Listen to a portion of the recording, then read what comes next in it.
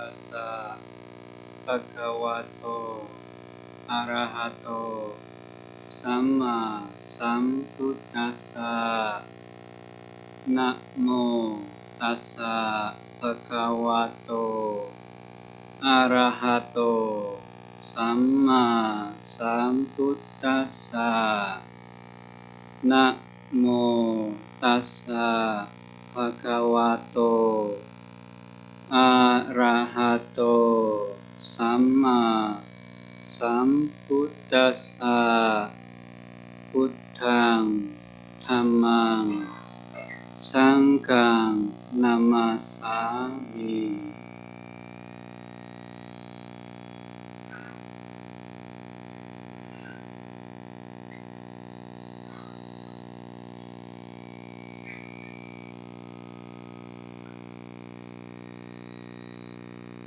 Yang saya hormati Mahatera Tera dan sangga lainnya, para pandita, Bapak, Ibu, Saudara sedama, selamat malam. Namo Buddhaya.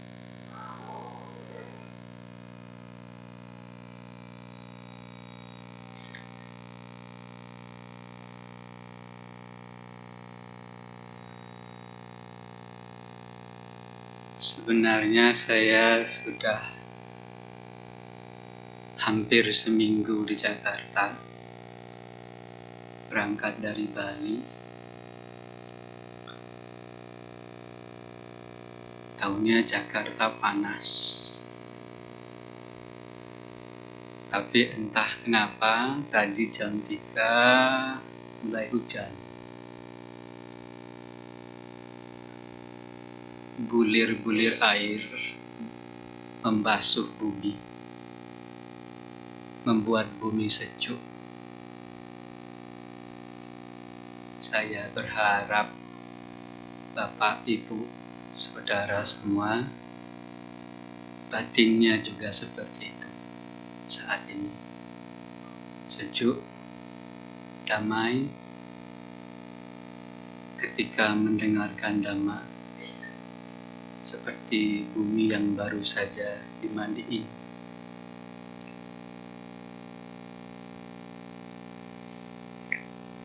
Hari ini tanggal 2 November, hari Sabtu 2024. Kita semua berkumpul di wihara ini untuk merayakan, untuk melakukan kegiatan Sanggadana di bulan Katina. Sebelumnya nanti akan saya beberkan sedikit pernak-pernik kenapa Katina, apa itu Katina, historisnya, sejarahnya, kok bisa kita umat Buddha mendapat warisan dari guru agung kita untuk merayakan Katina.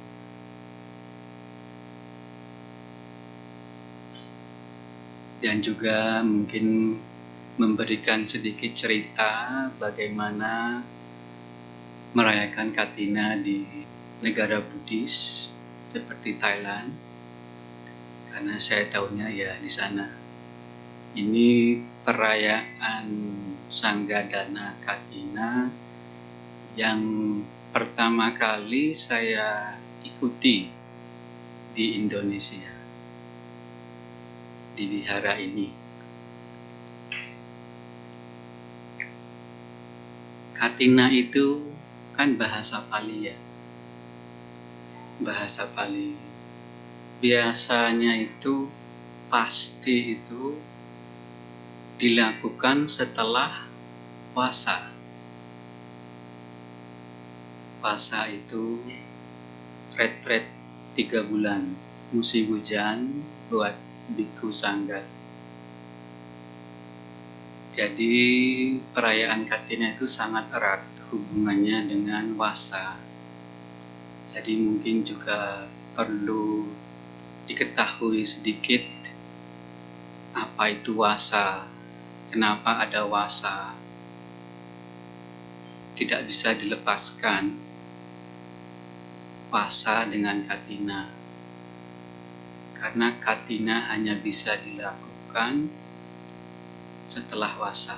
1 bulan namanya bulan Katina. Di bulan yang lain, besok Desember, Januari, dan seterusnya saya mau mengadakan Katina. Tidak bisa. Makanya kenapa umat-umat Buddha itu merayakannya dengan besar, karena spesial. Di Thailand, di Myanmar, Sri Lanka, Laos, Indonesia, dan sekarang juga di negara-negara barat lainnya, Australia, Amerika, Inggris, banyak cabang-cabang wihara hutan dari tradisi Acanca establish di sana merayakan Katina.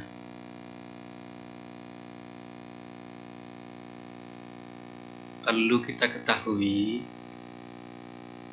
bahwa agama Buddha itu lahir dari rahim tanah India dengan latar belakang budaya India. Sebelum Sang Buddha lahir, di India itu sudah ada konsep tentang samana. Kalau samana di agama Buddha, kita menyebutnya bhikkhu, bhikkhuni, bhiksu, bhikshuni. Kalau di tanah India, samana-samana mempunyai berbagai nama. Ada yang menyebutnya swami, sannyasin, sadhu, atau di agama Jain disebutnya muni. Banyak tradisi atau perayaan yang kita lakukan itu sebenarnya sudah ada. Misalnya Uposatha. Uposatha itu bukan khusus agama Buddha. Sebelumnya sudah ada di daratan India. Kadang-kadang kalau mereka menyebutnya Ekadasi, memang itu hari yang disakralkan. Mereka menyediakan waktu hari itu untuk fokus berlatih spiritual. Ada yang meditasi, ada yang chanting, mereka nyebutnya kirtan, ada yang puasa. Puasa juga begitu. Puasa sebenarnya itu awal-awal sejarahnya agama Buddha, ketika Sang Buddha ngajar, itu wasa belum ada. Konsep wasa itu belum ada di agama Buddha. Tapi di agama lain, di ajaran-ajaran lain sudah ada. Samana-samana agama Jain, para muni itu sudah melakukan wasa. Dan juga samana-samana tradisi lain, mereka melakukan wasa.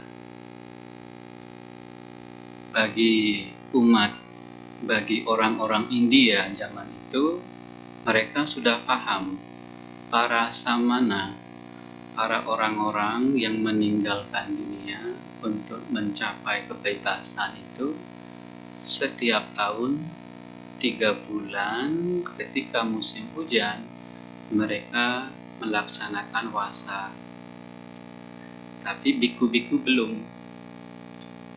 Bhikkhu itu corak hidupnya itu pengembara. homeless, enggak punya rumah.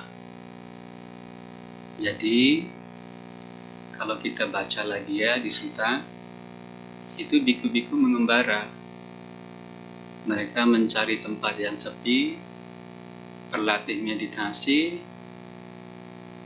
kadang jalan lagi, pergi.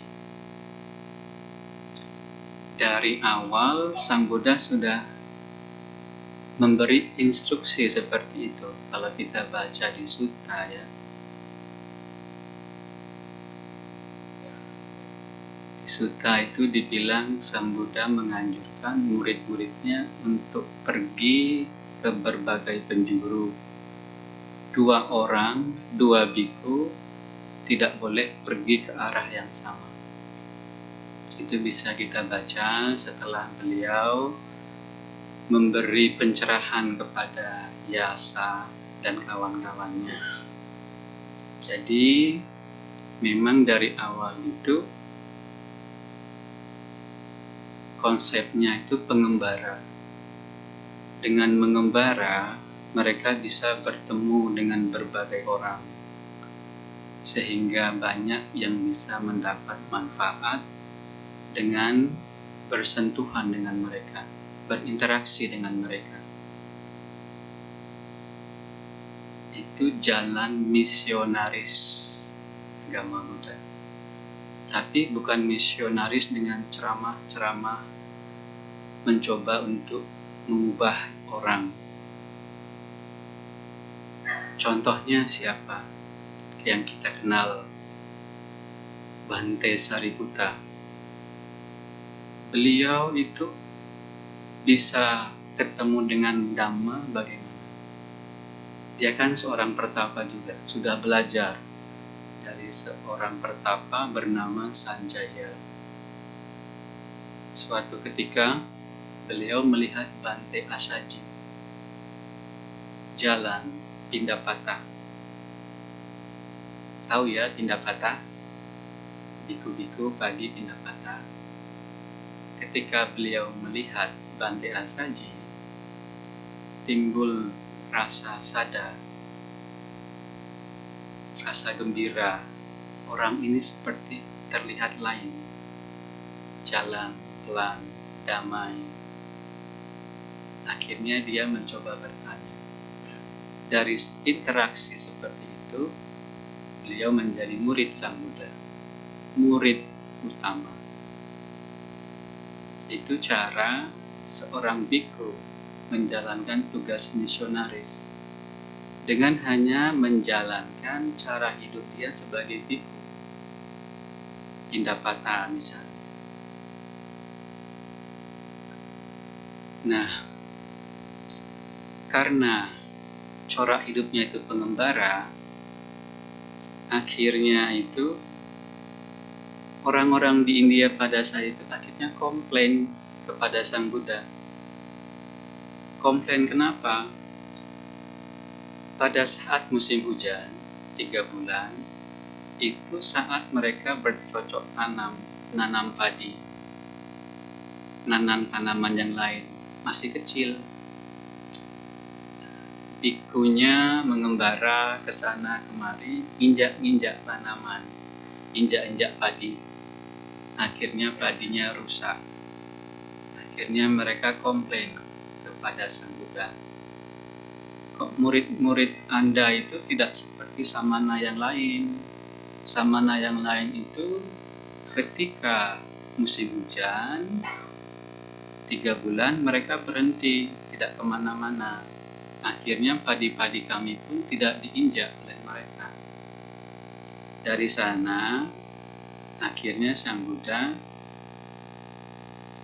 memberikan aturan bahwa biku-biku juga harus menjalankan wasa.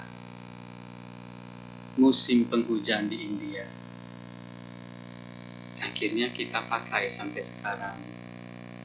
Kalau ingatan saya masih bagus, tahun ini jatuhnya tanggal 21 Juli, masuk wasa, selesai wasa tanggal 17 Oktober. dan kadang-kadang berubah sesuai penanggalan musim hujan. Ya. Sehari setelah wasa, baru diadakan Katina. Selama sebulan disebut dengan bulan Katina. Pada saat itu, umat bisa berdana kain, jubah, dan perlengkapan lainnya kepada Bhikkhu Sangga. Dan awalnya juga tidak ada tradisi Katina. Ada sejarahnya kenapa Sang Buddha memberikan kesempatan untuk mengadakan Katina. Dan yang saya tahu, ini memang spesial, khusus ada di agama Buddha dibanding dengan aliran spiritual dan agama-agama yang lain, samana-samana yang lain yang ada di India. Kalau wasa, mereka sudah ada. Kita mencontoh, kita mengcopy, mengambil yang baik. Uposatha juga begitu.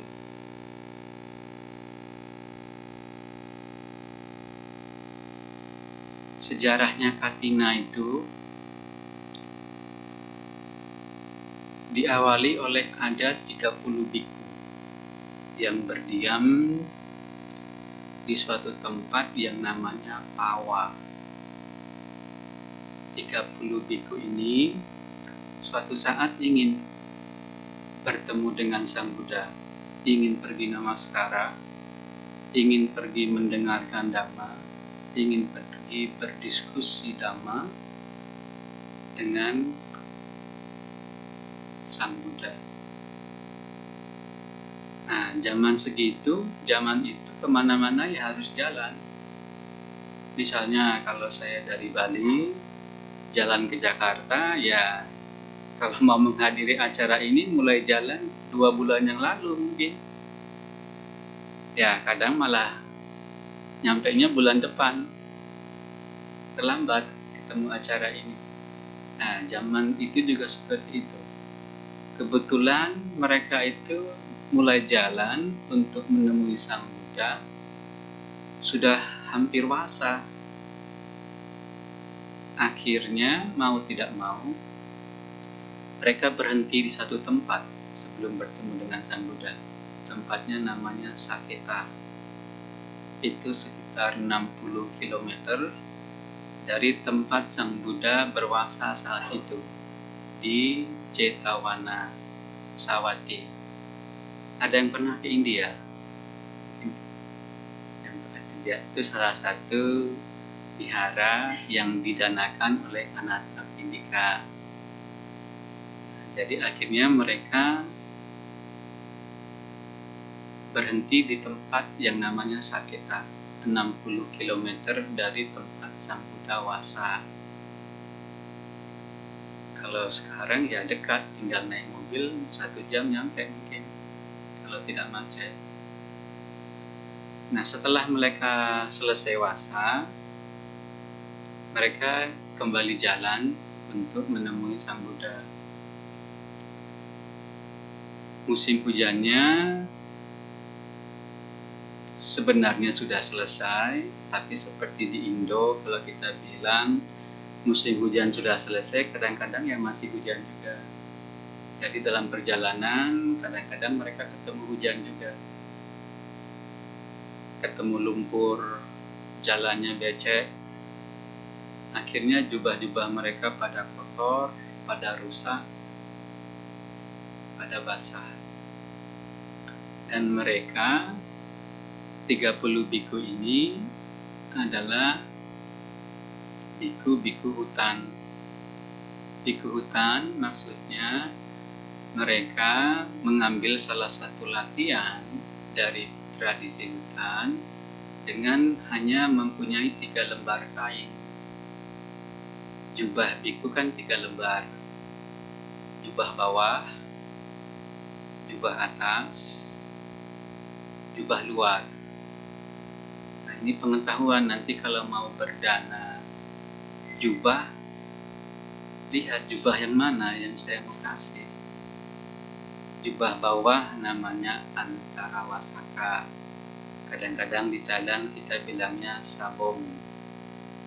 Jubah atas namanya utara sangga. Di Thailand kita nyebutnya jiwong.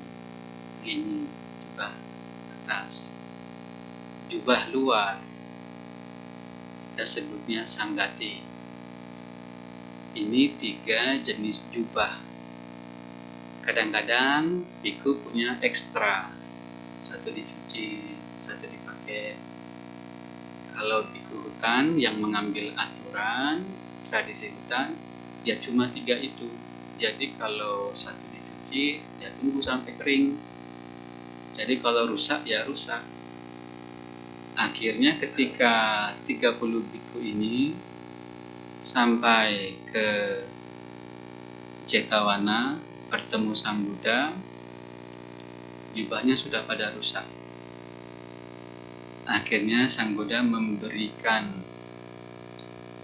kesempatan agar umat bisa berdana kain.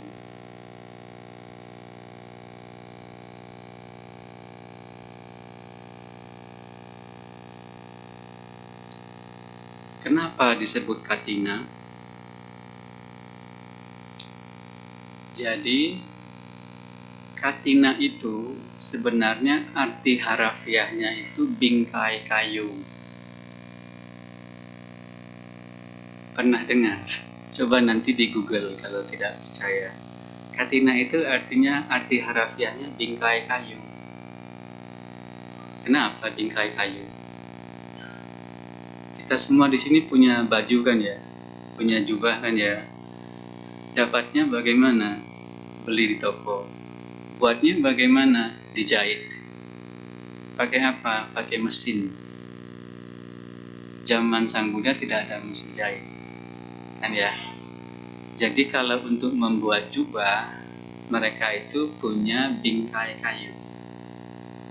Dari bingkai kayu itu ditaruh kain di atasnya. Baru di sana dijahit. Dari sana baru dapat jahit, baru dapat jubah biku. Itu tradisi saat itu. Dan bingkai itu namanya katina. Bingkai kayu itu. Sehingga sekarang kita dapatnya itu jadi acara katina, hari katina. Itu merujuk kepada bingkai kayu yang dipakai untuk jahit jubah. Jadi pada zaman Sang Buddha memang yang didanakan itu kain putih. Dari kain putih didanakan. Setelah itu para biku sangga itu kumpul bareng-bareng, duduk bersama, mengelilingi katina itu, mengelilingi bingkai kayu itu, kainnya taruh di atas, mereka jahit bersama-sama. Jahitnya pakai jarum, pakai tangan.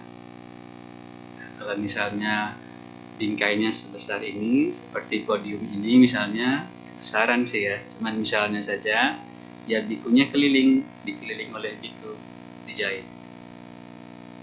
Sang Buddha juga ikut serta. Kalau kita baca di beberapa tempat di Sutta, kadang-kadang Sang Buddha juga ikut menjahit.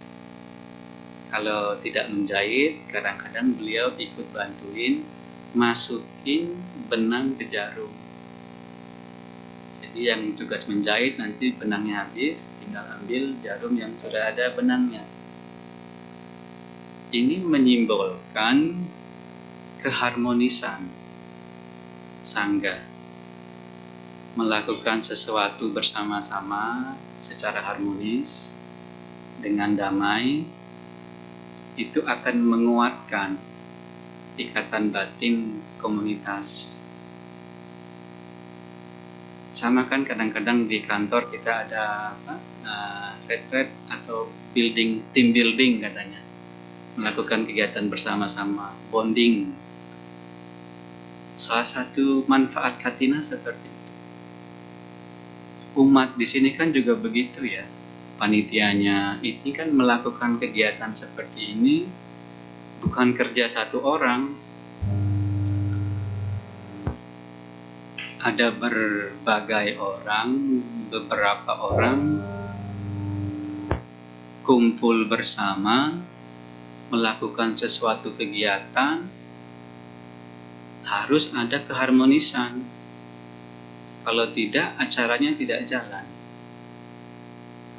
Untuk di Sangga, Katina itu salah satu kesempatan bikunya itu bisa melakukan sesuatu bersama-sama secara harmonis. Poin lainnya, Sang Buddha itu memberikan aturan bahwa Katina yang seperti itu bisa dilakukan kalau di satu tempat ada biku 5 orang yang menghabiskan wasanya. Jadi kayak misalnya di wihara di Thailand, ada wihara saya, bikunya ada 6 orang misalnya berwasa, baru umat bisa mengadakan acara Katina seperti yang dicontohkan Sang Buddha, menjahit kain, memberi warna. Apa yang kita lakukan hari ini, Sanggadana di bulan Katina, memberikan jubah yang sudah jadi, memberikan perlengkapan biku lainnya, mungkin makanan, obat, juga tempat tinggal, catupacaya kita menyebut. Nah, itu tradisi sejarah bagaimana kita bisa mewarisi acara Katina ini. Kenapa bisa ada kegiatan yang kita sebut Katina?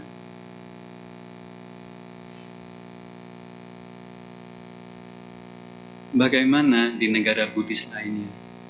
Di Thailand misalnya, tempat saya tinggal, wihara hutan dari tradisi Ajanca, besok tanggal 10 mereka mengadakan Katina. Ada 20 biku yang berwasa, sehingga bisa dilaksanakan acara Katina seperti itu. Namanya Katina Ciwarang Dusang. Jadi ada umat, dan beberapa umat sponsor utama yang memberikan kain putih. Kain putih ini akan diberikan. Setelah itu ada acara, ada chanting yang kita warisi sejak zaman Sang Buddha.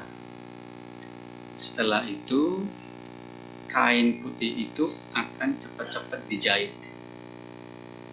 Dijahit menjadi jubah, entah itu jubah bawah, atau jubah atas, atau jubah luar. Dan harus selesai menjahitnya itu sebelum besok pagi. Hanya boleh dilakukan selama 1 hari.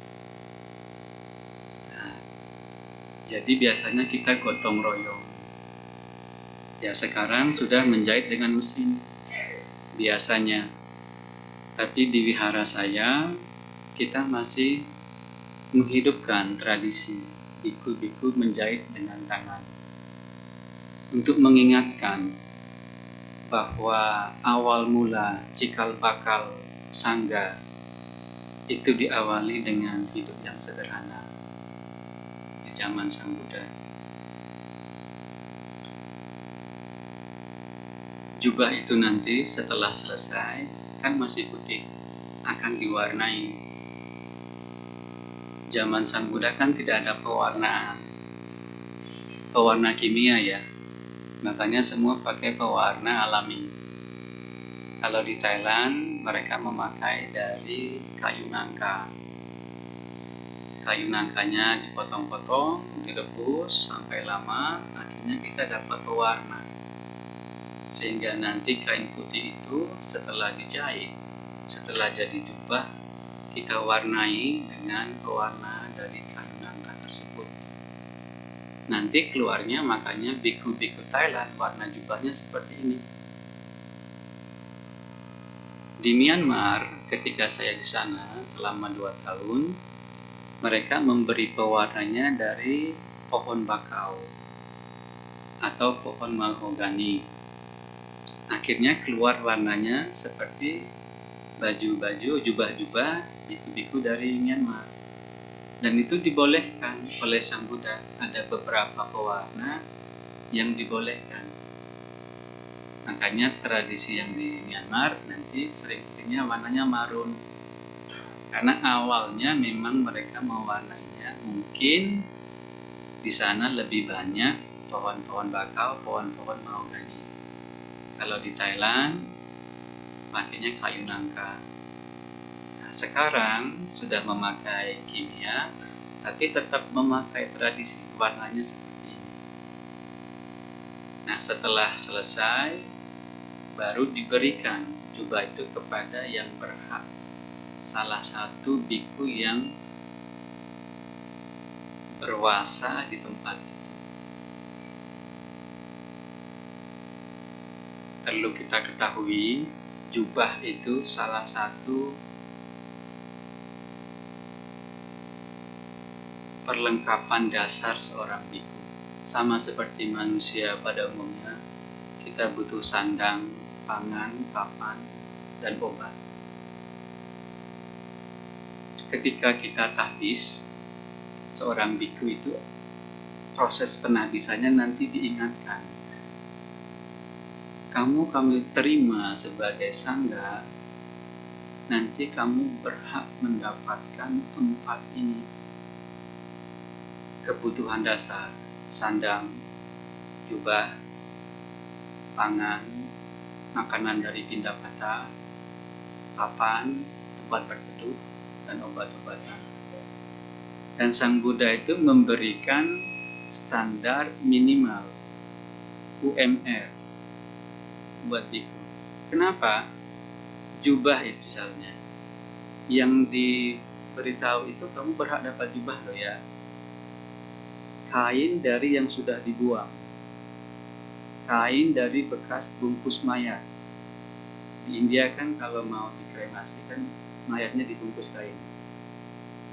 Nah, kain itu boleh kamu ambil karena sudah tidak ada yang punya, sudah dibuang. Kamu kumpulin kain-kain yang dibuang itu, baru kamu jahit jadikan jubah. Itu hak, itu upah minimum kamu sebagai biku. Makanan, apa saja yang diberikan ketika kita berpindah patah. Pagi bikunya pindah patah. Kalau kita baca sejarah lagi, historis, tadi kan saya bilang zaman Sang Buddha di daratan India itu sudah banyak samana. Namanya bermacam-macam. Ketika Sang Buddha menciptakan tradisi samana, beliau mengambil nama biksu, biku kalau paling. Kenapa mengambil, kok kita dapatnya jadi biku namanya, jadi biksu? Itu berasal dari suku kata biksa. Biksa itu apa? Pagi-pagi ke desa, bawa mangkok, diberi makan oleh umat. Itu arti harafiahnya biksa itu sebenarnya mengemis. Makanya orang yang melakukan biksa namanya biksu, palinya biku, karena mereka melakukan biksa. Bedanya dengan pengemis, ya pengemis dengan samana itu biksanya bedanya, saya itu diberi makan dengan tujuan untuk saya mengikis kekotoran batin saya. Jadi ketika ada pengemis yang cari makan di jalan, bahasanya itu, katanya itu bukan biksa. Biksa itu buat samana. Memang di India itu tradisinya sudah ada. Mereka itu menghargai orang-orang yang pergi meninggalkan duniawi untuk mencari kebebasan. Karena idenya kalau mereka berhasil atau dalam proses itu mereka bisa berbagi dengan orang-orang yang masih aktif di dunia. Jadi mereka support, mendukung, bukan cuma Samana Buddhis. Sampai sekarang ketika saya di India, beberapa Samana tradisi lain masih melakukan Diksa. Tapi tradisi ini lebih dipegang teguh oleh Samana-Samana Buddhis. Dan memang karena sudah jadi namanya. Bhikkhu itu berarti kalau arti harafiahnya pengemis. Arti harafiahnya karena tidak ada kata lain. Tapi spiritnya, rohnya itu berbeda dengan pengemis yang di jalan. Saya meninggalkan semua kerjaan, saya tidak punya pekerjaan karena tujuannya ini. Pernah dengar kan ya, kalau di agama Buddha namanya sama ajiwa, mata pencaharian yang benar. Salah satu unsur di jalan mulia berwasdalapan disebutkan buat umat mata pencaharian yang tidak berhubungan dengan jualan alkohol, jualan senjata, jualan racun, jualan daging, membunuh hidup. Terus kalau buat bhikkhu apa sama jiwanya? Ya pindah pak, diksa. Saya pergi mencari makan dengan tiap hari pergi diksa. Jadi ketika bhikkhu bilang saya pergi cari makan, mata pencahariannya diksa memang benar-benar cari makan karena yang dikasih makanan bukan uang. Kalau umat kan bilang oh saya cari makan, maksud itu bukan arti harafiah. Cari makan maksudnya kan dapatnya uang, gaji. Kalau bhikkhu ya memang harafiah, cari makan ya cari makan. Pagi-pagi pergi pindahan, pergi diksa. Itu yang kedua. Yang ketiga, tempat tinggal. Sang Buddha kasih standar tempat tinggalnya itu di bawah pohon. Yang keempat, obat. Sang Buddha itu kasih standar air kencing sapi yang sudah difermentasi. Ingat kan ya, ini di India. Jadi air kencing sapi sampai sekarang masih dijadikan obat. Ayurveda. Itu 4 hal mendasar buat seorang bhikkhu: sandang, pangan, papan, dan obat-obatan. Tapi kami sekarang, para bhikkhu itu sudah sangat dihormati oleh umat-umat Buddha kan ya. Jarang kan umat Buddha melihat kami ini kok dia pengemis. Lupa akarnya itu dari mana. Bhikkhu hidup sangga itu akarnya, cikal bakalnya dari sesuatu yang sangat humble, sangat sederhana. Ketika saya pergi mengemis, pergi diksa, itu akan mengingatkan saya itu bisa survive seperti ini 17 tahun terakhir itu karena ada orang yang kasih makan. Kalau umatnya tidak kasih makan 7 hari itu saya sudah koit. Seberapa lama saya tidak makan. Nah, samana-samana di agama lain itu bisa nyimpan makan sendiri, masak sendiri. Kalau begitu tidak perlu ketemu umat. Tapi Sang Buddha bikin formatnya lain. Kamu tidak boleh masak, kamu harus bergantung kepada umat. Secara tidak langsung kita harus berinteraksi dengan umat. Umat ada kesempatan berbuat baik, berdana. Itu makanan, tempat tinggal, pohon, obat-obatan, air kencing sapi.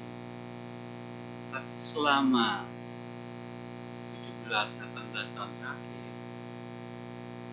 setiap saya sakit, misalnya saya sekarang puasa di Bali, waktu puasa giginya sakit.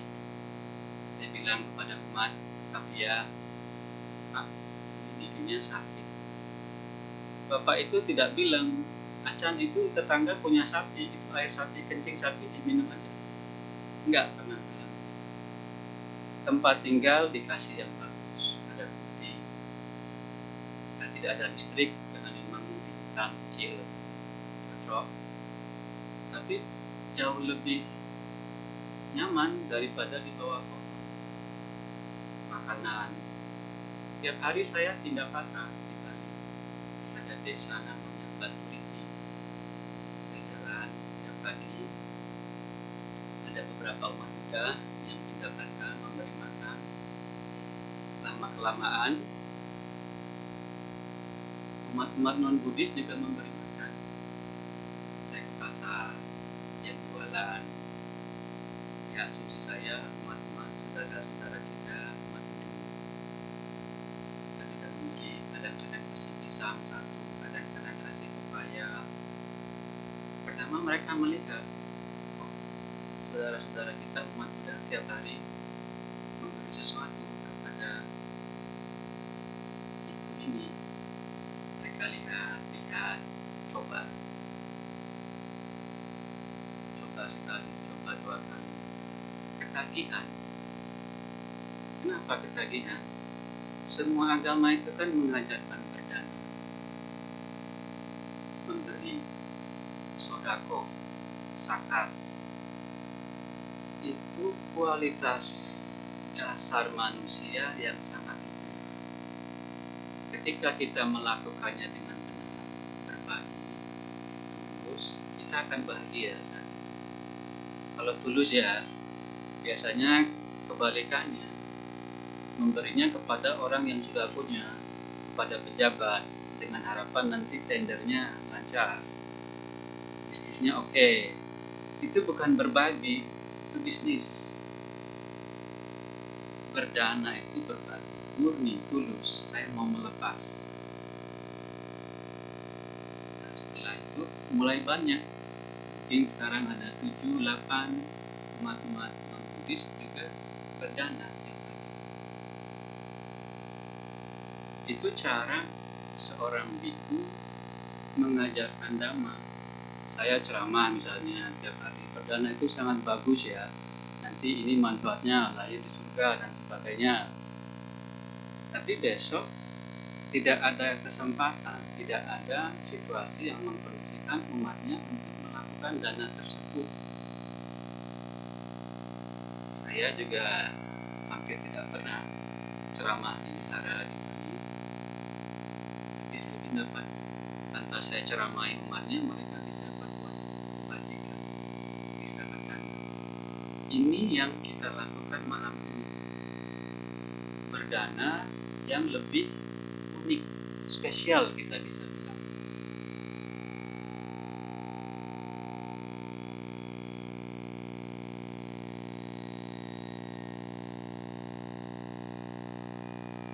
Di Thailand, ketika setelah selesai katina, di wihara itu kadang-kadang dikasih poster atau gambar buaya.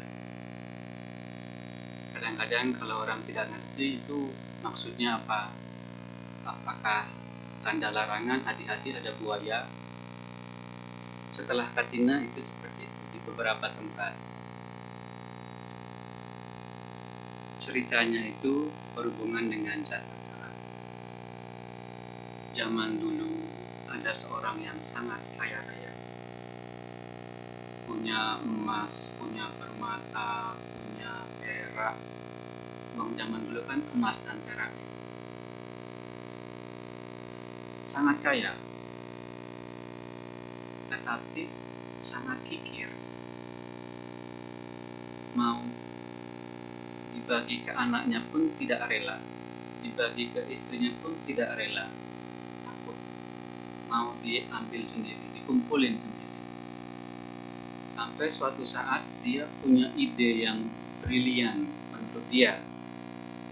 Biar tidak diambil orang, biar tidak pakai oleh siapapun kecuali saya, akan saya kubur harta saya. Nah, dia pilih tempat yang paling aman menurut dia, dikubur di dekat sungai. Sungai banyak buayanya, banyak orang nggak mau ke sana. Aman. Nah, suatu saat beliau meninggal, belum sempat beritahu kepada anaknya mungkin. Mungkin beliau berpikir besok kalau saya sudah mau mati baru saya beritahu gimana sih harta saya pada anak paling tua sebagai ahli waris, kan misalnya. Tapi seperti pada umumnya, kita itu meninggal tidak tahu kapan. Ada yang tahu meninggalnya kapan? Kita tidak tahu. Kadang-kadang kita berpikir nanti kalau sudah tua, sakit, umur 80, ada yang 60 sudah meninggal, ada yang 50, ada yang belum lahir sudah meninggal. 50 tahun dari sekarang, ya mungkin sebagian besar dari kita sudah tidak ada. Mungkin masih ada yang umur remaja. 70 tahun ke depan, hampir pasti kita sudah meninggal. Tapi biasanya kita berpikir nanti besok masih lama. Nah, bapak ini tiba-tiba meninggal. Lahir sebagai apa? Lahir sebagai buaya. Karena ketika dia meninggal itu kan pikirannya sangat melekat kepada uangnya itu yang ditimbun. Ketika dia meninggal, yang diingat apa? Uang-uang yang ditimbun itu, emas, perak. Dia jadinya lahir sebagai buaya. Jaga harta karun itu. Nah, jadi ini siapa yang punya uang 10 triliun di bank? Nah, coba ingat-ingat itu. Kalau misalnya tiba-tiba meninggal, ingatnya yang itu 10 triliun, bisa lahir sebagai cecak di bank mungkin ya, jagain uangnya di bank. Nah, akhirnya ya anak paling tua yang mewarisi rumah. Dia tahu bapaknya itu kan kaya raya, tapi di mana semua ini emas-emasnya, peraknya? Ya bisanya ngedumel saja. Bapak ini gimana sih? Pergi di mana taruh uangnya? Nah, suatu saat sungai itu meluap. Sungai itu meluap, kalau meluap itu tanah-tanah di sekitarnya tergerus. Akhirnya emasnya pun bisa pada hilang. Dia khawatir. Nah, menurut ceritanya, jadinya dia datang mimpinya anaknya sebagai buaya. Dan namanya mimpi, buayanya bisa ngomong. Buayanya bilang ke anak itu, ini saya loh bapak kamu. Itu di sana dekat sungai, saya butuh uang. Dia bilang, jangan seperti saya, terlalu melekat, bodoh, akhirnya jadi seperti ini. Uang itu kamu ambil, bikin suatu kegiatan yang baik, dana pelihara. Akhirnya digali, didanakan pelihara, katina. Akhirnya jadi tradisi, setelah katina selesai, digantung gambar buaya di beberapa tempat. Maksudnya kita sudah menerima dana, tidak menerima lagi katina, karena katina hanya bisa diadakan sekali. Jadi tempat ini malam ini mengadakan sanggadana katina, ya sudah, tunggu lagi kapan? Tahun depan. Kalau di Thailand mengikuti apa yang dicontoh Sang Buddha kasih contoh secara awal katina, tahun depan belum tentu bisa kalau tidak ada biku yang berwasa 5 orang. Jadi memang di Thailand itu katina itu perayaan yang sangat besar, sangat spesial. Tidak gampang mengadakan katina. Harus ada biku 5 orang. 5 orang dalam wasa, tiba-tiba ada satu yang lepas duluan. Tidak bisa. Nah, selesainya berempat. Makanya kadang-kadang bertiga wasa, sudah cari siapa ini yang mau tahbisan sementara. Penduduk desanya kadang-kadang sukarela, kalau gitu saya tahbisan sementara 3 bulan biar nanti desa kita ada katina. Sudah dibanti-banti sama kepala biara, jangan lepas jubah ya, lepas jubahnya nanti setelah katina. Biasa seperti itu. Kebalikannya kadang-kadang ada juga. Saya beberapa kali dengan teman-teman kan berwasa, berenam, bertujuh, malah tidak mau katina karena kan jubahnya masih baik, masih ada. Nanti lagi repot, saya harus jahit jubah. Nanti lagi repot ngadain acara seperti ini, kami tinggal di hutan. Akhirnya kadang-kadang kita juga tidak mau. Jadi kadang-kadang biku-biku yang tinggal di hutan berenam, bertujuh malah dicari sama umat. Kami ingin mengadakan katina karena merasa biku-biku itu sudah berlatih dengan tekun 3 bulan, merasa mendapatkan nanti karma baik yang sangat besar. Biasanya kadang-kadang malah ditolak, kami tidak mau katina, repot, nanti kita harus diajukan lagi. Bikin pewarnanya juga butuh waktu. Jadi itu pernak-pernik katina di Thailand, di orang hutan. Jadi apa yang kita lakukan sekarang malam ini itu bukan hal yang kecil. Kan kita pernah dengar mungkin ya, dhamma dana itu dana yang paling tinggi. Berdana kan bisa berbagai macam, bukan cuma materi. Kita bisa berdana dengan ucapan kita, kita memberikan semangat, itu berdana, memberi dengan kata-kata yang baik. Tenaga mungkin di sini panitia, sukarelawannya kan tidak digaji kan ya, dari pagi, sore, malam, sudah berapa hari tenaga mereka pakai, mereka berdana tenaga, waktu juga mereka berdana. Ketika berdana dhamma disebutkan sangat besar manfaatnya, bukan cuma memberikan dhamma tok, bukan cuma memberikan dhamma di sana.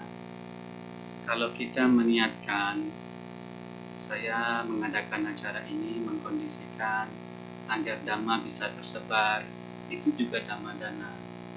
Saya ingin sponsor menerbitkan buku dhamma, itu juga dhamma dana.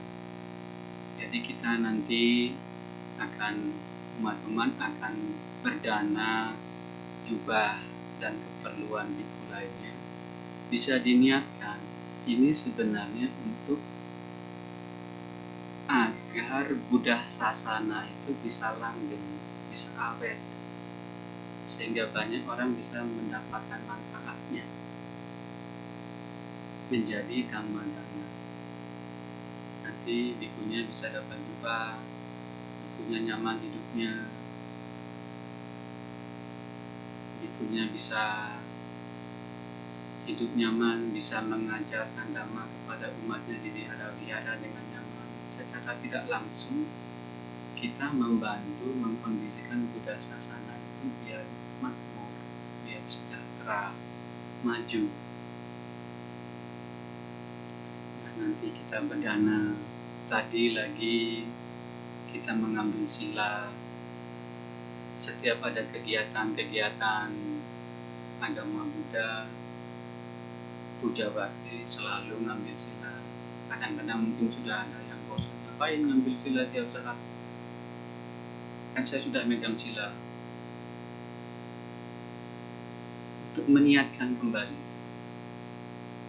tadi kan kita sudah bilang anatipata lena, aku meniatkan diri, aku bertekad menghindari membunuh makhluk hidup.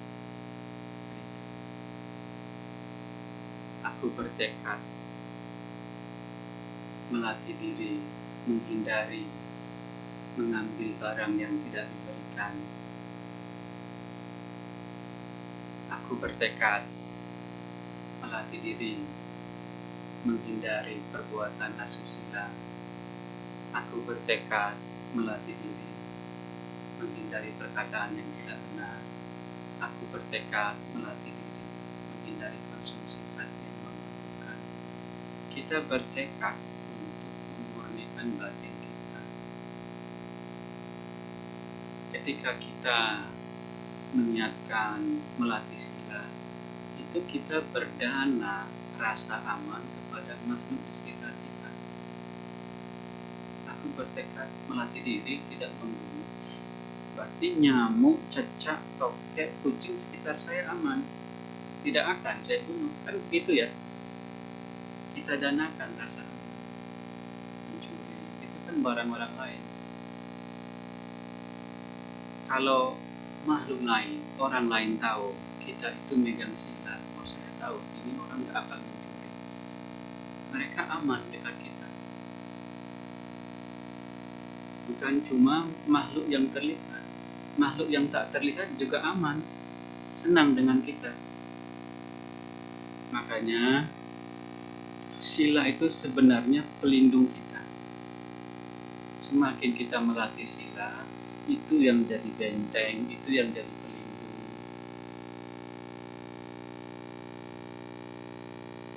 Nah, jadi kita ingat-ingat, tadi kita sudah mengambil sila, nanti mau berdana. Itu bukan hal yang kecil, itu bukan kamma baik yang sepele, apalagi katina. Waktunya sangat spesial. Jadi nanti ketika acara mendanakan, karena banyak mungkin antri, coba ketika berdiri tidak usah desak-desakan, tidak usah dorong-dorongan. Digunakan kesempatannya mungkin di belakang berdiri sampai ke depan, ada waktu kaki kanan melangkah, kaki kiri melangkah. Kita melatih diri agar berada pada saat ini. Seperti teori berdana. Sebelum kita berdana, kita niatkan saya ingin berdana, saya ingin berdana. Mendanakan kebutuhan itu agar ada sasana disalankan sebelum kita berdana. Kita rasakan manfaatnya itu apa? Bahagia. Kita berdiam di sana. Ada waktu 1 menit dari belakang ke depan, 1 menit kita merasakan momen-momen niat-niat itu, kama-kama baik yang kita tanam. Kan Sang Buddha bilang, kama itu cetana, kama itu niat. Dari kemarin, dari minggu lalu, ketika kita sudah berniat, nanti tanggal 2 saya mau ke sana berdana, itu sudah kama baik. Kama baik lewat pikiran. Nah, nanti ada lagi waktu 1 menit dari belakang ke depan, berjalan, memegang persembahannya, diniatkan lagi. Kita perhatikan batin kita seperti apa rasanya ketika kita berdana. Saat itu kita bahagia. Pada umumnya ya, orang yang normal akan bahagia. Kita terlahir di alam bahagia saat itu. Kan ya, kadang-kadang saya marah, kadang-kadang saya benci. Saya lahir di alam kebencian, saya lahir di alam kesedihan.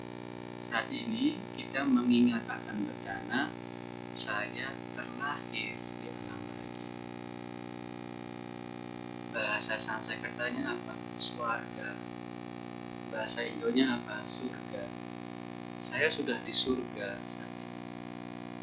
Cuman badannya masih di sini, badannya manusia, batinnya makhluk surga. 1 menit nanti, jalan pelan-pelan, bukan perlombaan. Nanti juga nyampai. Kaki kanan melangkah seperti ini rasanya. Kaki kanan, kaki kiri, akhirnya sampai. Ketika diberikan dengan perhatian, dengan sati, kesadaran, begini rasanya memberi. Setelah memberi, kita ingat lagi, kama baik ini yang saya lakukan, saya limpahkan kepada semua makhluk. Tambah double kama baik ini. Ini cara kita berdana, di mana saja nanti. Jangan karena sudah dengar, kok katanya berdana pada saat bulan Katina, manfaatnya besar, pahalanya besar. Kalau gitu saya mau. Jadinya ketika berdana adanya serakah. Karena saya mau kaedahnya latihan berdana itu latihan melepas. Tulus. Saya ingin kasih ke dia, saya ingin lepas. Kenapa saat kita berdana bahagia? Karena saat itu kita tidak memikirkan saya. Saya memikirkan dia yang mau saya beri. Saat itu sayanya hilang. Makanya nyaman, bahagia. Sayanya itu yang menjadi beban. Atanya itu. Makanya orang-orang yang serakah, egois, memikirkan diri sendiri, walaupun kaya raya, walaupun pejabatnya bahagia.